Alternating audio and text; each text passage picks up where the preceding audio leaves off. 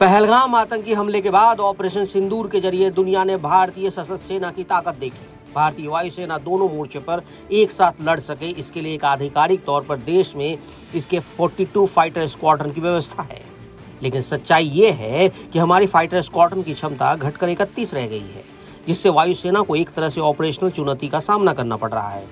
इसी कमी को दूर करने के लिए कई तरह की सामरिक रणनीति पर मंथन चल रहा है और इसके तहत स्वदेश में भी निर्माण का काम है और विदेश से खरीदारी के साथ साथ उससे टेक्नोलॉजी लेकर मेक इन इंडिया के लक्ष्य के साथ भी आगे बढ़ने की कोशिश हो रही है।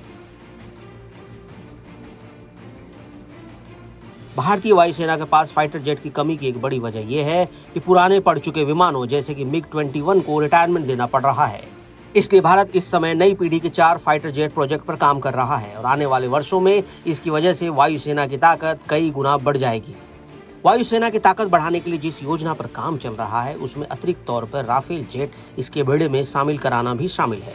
अब इंडियन एयरफोर्स के पास फ्रांस की कंपनी डसॉ एविएशन के पास 36 राफेल जेट है। योजना है कि इसके 3 से 5 अतिरिक्त स्क्वाड्रन उपलब्ध कराए जाएं, जिसमें लगभग 54 से 90 फाइटर जेट शामिल होंगे। रिपोर्ट के अनुसार 114 अतिरिक्त राफेल के लिए बातचीत प्रक्रिया में है। अच्छी बात यह है कि देश में राफेल की मेंटेनेंस और ट्रेनिंग के लिए इंफ्रास्ट्रक्चर तैयार है। Defense.in की रिपोर्ट के मुताबिक यही वजह है कि अभी जिस डील पर बात हो रही है उसमें 60% स्वदेशी कलपुर्जों से मेक इन इंडिया समझौतों पर काम चल रहा है। इसमें स्वदेशी कंपनियों को भी सहयोग का मौका मिल सकता है। तेजस LCA के उत्पादन में इंजन की समस्या ने बहुत गड़बड़ी की है। HAL को कुल 220 तेजस MKI का ऑर्डर मिला है, लेकिन अभी इसके साल भर में 8 से 10 से ज्यादा फाइटर जेट उत्पादन की संभावना नहीं है। बहरहाल हाल में असेंबली लाइन बढ़ाने से इसके प्रोडक्शन में तेजी आने की उम्मीद बढ़ी है, लेकिन जिस तरह से अमेरिकी कंपनी GE ने इंजन सप्लाई बढ़ाने का भरोसा दिया, आने वाले महीने में इसके उत्पादन में निश्चित रूप से बढ़ोतरी हो सकती है। भारतीय वायुसेना की तत्काल आवश्यकताओं को पूरा करने के लिए बहुत ही महत्वाकांक्षी प्रोजेक्ट है।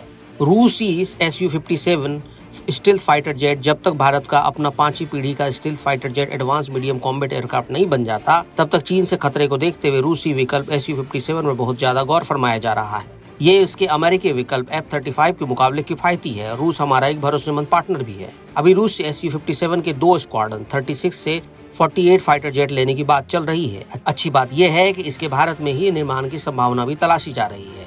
मौजूदा जियोपॉलिटिक्स को देखते हुए इस पर जल्दी कोई अच्छी और सकारात्मक खबर मिलने की संभावना है।